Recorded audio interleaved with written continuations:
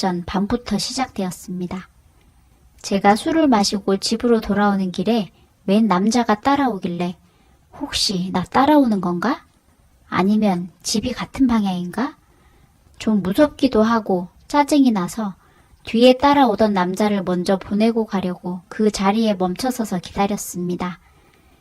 뒤따라오던 남자는 저를 지나쳐 가는가 싶더니 뒤돌아 다시 저에게 다가왔습니다. 뭐지? 여차하면 후려칠 각오를 하고 가방을 두 손으로 꽉 움켜잡고 뒤통수를 후려칠까 거시기를 발로 차고 냅다 튈까 고민을 하고 있는데 그 남자가 내뱉은 말에 저는 피식 웃고 말았습니다. 차라리 가방으로 후려쳐 주세요. 내가 너무 노골적으로 티를 냈나? 내 생각을 읽다니.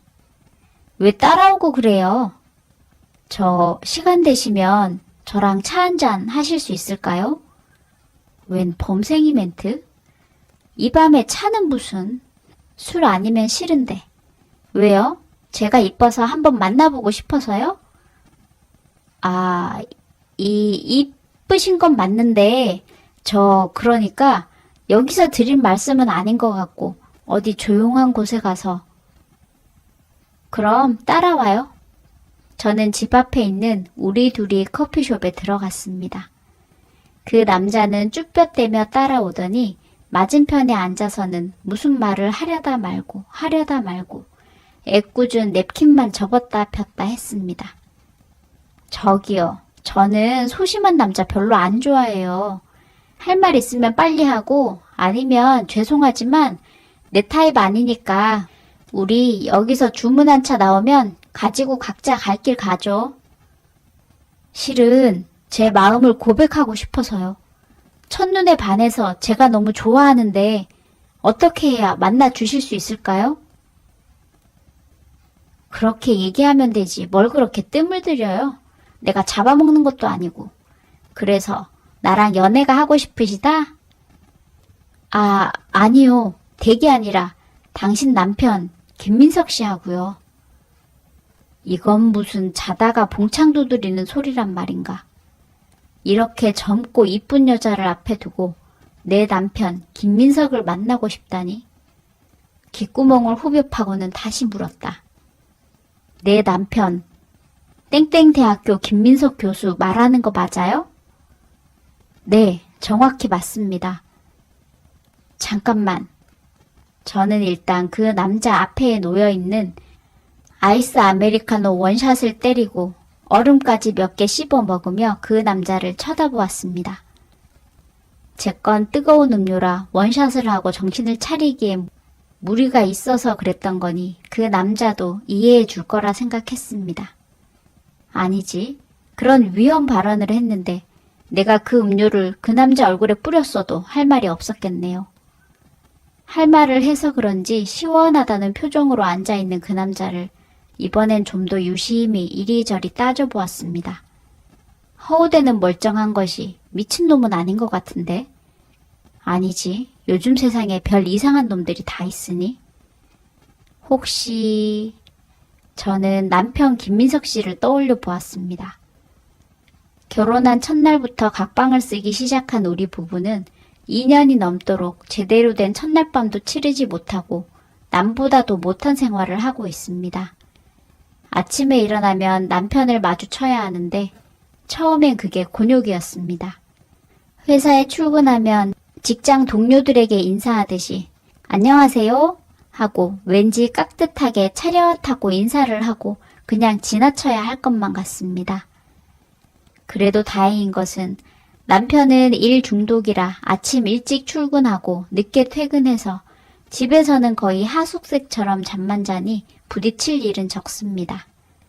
그런데 정말 일 중독이라서 일을 하느라 바쁜 건지 집에 들어와 나를 마주치기 껄끄러워 집에 있는 시간을 줄인 건지는 저도 모르겠습니다.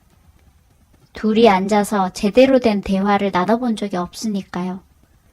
저는 워낙 노는 걸 좋아하고 공부와 담쌓은 터라 지방 대학교도 겨우 붙어서 제발 졸업만 해달라는 부모님의 간절한 바람으로 대학교 졸업장만 간신히 건졌습니다. 아무래도 물리학을 전공한 남편과는 대화가 통하지 않을 것 같아 제가 먼저 자격지심에 대화를 피한 것 같기도 한데, 이제는 몇 년 지나다 보니 왜 우리가 이렇게 한 집에서 서먹서먹하게 타인처럼 사는지도 잊어버렸습니다. 지금은 처음부터 우리는 원래 이렇게 지냈으니까 계속 이렇게 타인처럼 지내는 게 되어버렸습니다. 우리는 선을 봐서 결혼을 했는데 졸부였던 부모님은 돈은 있는데 어디에 써야 우리 집의 가치를 가장 높일 수 있을까 생각하다 사위에게 투자하셨습니다. 사위를 돈으로 샀다고 해도 과언이 아닙니다. 교수였던 남편은 장남으로 연로하신 부모님과 동생들 5명이 줄줄이 있는 가난한 집안에서 태어나 혼자 독하게 공부하고 아르바이트하고 미국으로 유학까지 갔다 온 엘리트입니다.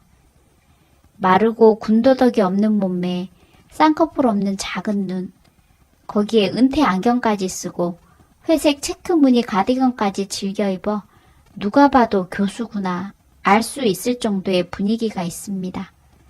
겉으로 보면 차가워 보이면서도 이지적이고 딱 제가 좋아하는 이상형이긴 한데 당최 스킨십이 없으니 신혼이 아닌 지옥이었습니다.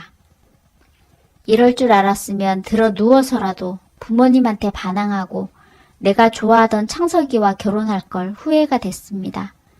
하필 사귀고 있던 창석이에게 서운한 감정이 있던 제가 홧김에 지금의 남편과 선을 보고 바로 결혼했으니 지금 생각하면 제 발등 제가 찍었죠 뭐. 이놈의 못된 성격을 조금만 참았더라면 이제 와서 후회해봤자 무슨 소용이 있을까요? 이혼을 생각해보지 않은 건 아니지만 지금 내가 남편의 제지로 다른 남자를 못 만나는 것도 아니고 내 사위가 교수다 자랑하며 다니는 부모님의 기쁨을 뺏고 싶지는 않아 이혼하지 않고 살기로 한 상태입니다. 저는 어릴 때부터 남자친구를 많이 만나고 자유분방하게 지낸 터라 때 아닌 독수공방에 이건 아니다 싶어 결혼 후 처음 6개월쯤 조신하게 지내는 척하다가 그 이후로는 슬슬 남편의 간을 봐가며 친구들과 함께 술 마시러 다니고 그렇게 술집에서 만난 남자들과 같이 연애도 하고 여행도 가고 즐기며 살았습니다. 결혼은 했지만 미혼일 때와 다름없이 지냈습니다. 반면 남편은 그런 기색이 전혀 없이 학교, 집 정말 지루할 정도로 규칙적으로 생활했습니다. 따로 여자를 만나고 다니는 것 같지도 않고 교수는 인간이 아닌가? 정말 재미없게 사는 인간이었습니다. 우리 부부는 사람들이 겉으로 보기에는 그럴듯하게 포장해 놓은 가정입니다. 친구들도 모두 부러워하는 남편의 커리어는 우리 결혼 생활을 지켜주기 위한 보루라고 할 수 있었습니다. 그런데 그 교수식을 내놓아야 할 만큼 남편에게는 큰 비밀이 숨겨져 있었습니다. 그 비밀을 알기 전에는 남편이 돌로 만들어진 줄 알았는데 알고 나니 오히려 인간적으로 보이기까지 했습니다. 차돌 같은 사람이 남자와 연애를 했다니 의외였습니다. 그래서 저를 멀리 했을 수도 있다 생각하니 내가 여자로서 매력이 없어서 내버려 둔 게 아니라 처음부터 여자에게는 관심이 없어 내버려 둔 거라 생각하니 오히려 마음이 편해졌습니다. 미국에서 1년 만나 연애하고 동거까지 했던 사이라니 여자가 아니니 괜찮은 건지 남자라서 니들은 미쳤다고 화를 내야 하는 건지 정리가 되지 않았습니다. 그래도 결혼하고 나서는 연락도 받지 않고 만나지 않아줘서 눈앞에 이 남자도 공부 끝내고 들어와 몇 달을 고민하다 저를 찾아왔다고 했습니다. 그럼 민석 씨가 싫어서 헤어진 거 아니에요? 그럼 그냥 물러서세요. 라고 했더니 그건 아닐 거라며 자기를 사랑하지만 민석 씨는 민석 씨 혼자만 생각할 수 없는 처지라 가족들까지 이끌어 가야 하니 자기를 만날 수 없다고. 괜히 민석 씨 때문에 공부 그만두고 인생 망치지 말고 본인 분야에서 자리 잡고 사회에서 마주칠 때 서로 멋있는 모습으로 만나자고 했답니다. 저는 이 남자를 쳐다보다가 어떻게 해야 할지 혼란스럽고 혼자 생각하는 건 머리가 아팠습니다. 그래서 나를 따라오라고 먼저 일어서서는 우리 집으로 향했습니다. 남자는 조심스럽게 발걸음을 옮기는 게 느껴졌습니다. 왠지 나보다 더 여성스러운 느낌에 살짝 위기감이 느껴지기도 했습니다. 평소에는 집에 와서도 문 열어달라고 하지 않고 알아서 비밀번호 누르고 들어가 내 방으로 직행했는데 오늘은 민석 씨 서재 앞에 서서 노크를 했습니다. 항상 거실에도 앉아있는 법 없이 서재에 틀어박혀 있으니 오늘도 보나마나 뻔합니다. 역시나 어김없이 어두침침하게 해놓고 책을 보고 있습니다. 눈 나빠지게 이게 무슨 짓인지. 지가 무슨 미국 사람도 아니고. 민석 씨, 손님 왔어요. 네? 부모님이라도 오셨... 민석 씨는 순간 돌이 된 줄 알았습니다. 제 뒤따라 들어오는 남자를 보고는 숨까지 멈춘 듯 했고 얼마나 놀랐는지 의자에서 벌떡 일어났습니다. 민석 씨... 같이 술이나 마시죠. 거실로 나오세요. 아니, 그럴 필요 없어. 난 모르는 사람이니까 밖으로 내보내고 올게요. 저 찾아온 제 손님인데 민석 씨가 왜 내보내요? 우리 앞으로 어떻게 살지 얘기 좀 해보죠. 두 분의 러브 스토리도 좀 들어보고. 머리에 손을 얹고 골치 아파하는 민석 씨의 표정을 보니 이제까지와는 다르게 좀 살아있는 사람 같습니다. 술을 마시며 들어보는 그 남자의 얘기는 간단하고 담백했지만 거기에서 저는 민석 씨에 대해서 좀 더 깊이 알게 된 것 같았습니다. 어쩌면 이 사람도 주변 환경으로 인해서 죄책감으로 힘든 세상에서 살아남기 위해서 자기를 죽이고 처절하게 힘들게 살았을 수도 있겠구나. 안쓰러운 마음도 들었습니다. 저처럼 본능적으로 하고 싶은 것을 하며 즐기고 살아야 사는 맛이 느껴지지. 남편은 그래서 인생 다 산 할아버지처럼 느껴졌나 봅니다.